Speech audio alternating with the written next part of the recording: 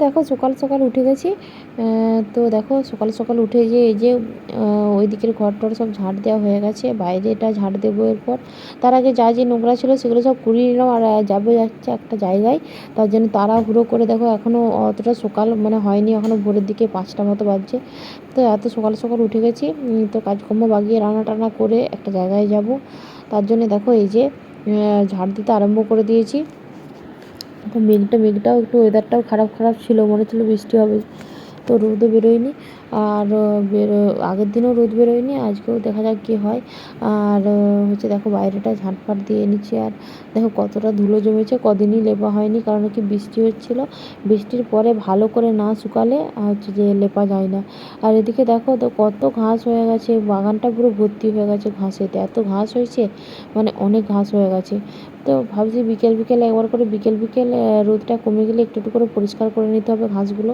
আর বাইরের দিকে ওষুধ দেওয়া হয়েছে, কিন্তু ভেতর দিকে কোনো ওষুধ দেওয়া হয়নি, কারণ কি অনেক ফুলের গাছ আছে, তুলসী গাছ আছে, অনেক কিছু গাছ আছে। তো সেগুলো যদি ওষুধ কোনো মতে লেগে যায় বা সেগুলো মরে যাবে আর কি গাছগুলো।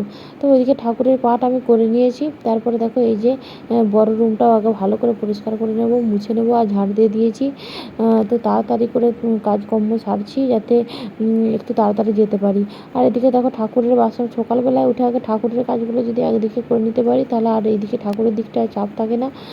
তারপরে রান্নাবান্নার দিকে যাব। আর ওইদিকে কিন্তু আমি ঠাকুরের বাসনটা আগে পরিষ্কার করে ধুয়ে নিয়ে তারপরে ফুল তুলবো। তো ফুল তোলা হয়ে গেলে তারপর আমি ভাত ফাত চাপাবো। এদিকে তো ঠাকুরের বাসন কথা বলতে বলতে ধোয়া হয়ে গেছে। আর এদিকে দেখো আমি যে ফুল তুলতে এসে গেছি।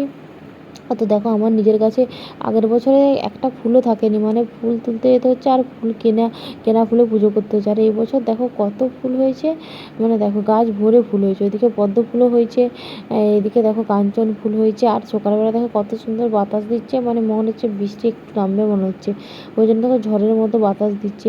আর এইদিকে দেখো একটা পদ্ম ফুল হয়েছে, দেখো কত বড় পদ্ম ফুলটা হয়েছে, স্থলপদ্ম। তো সেটাও তুলে নিলাম। আর এইদিকে হয়েছে ধুতরা ফুল, আর এটা দেখো হচ্ছে করবী, মানে করবলি ফুল হয়েছে। তো তাড়াতাড়ি করে চলো ফুলগুলো তুলে নিই, টাটা।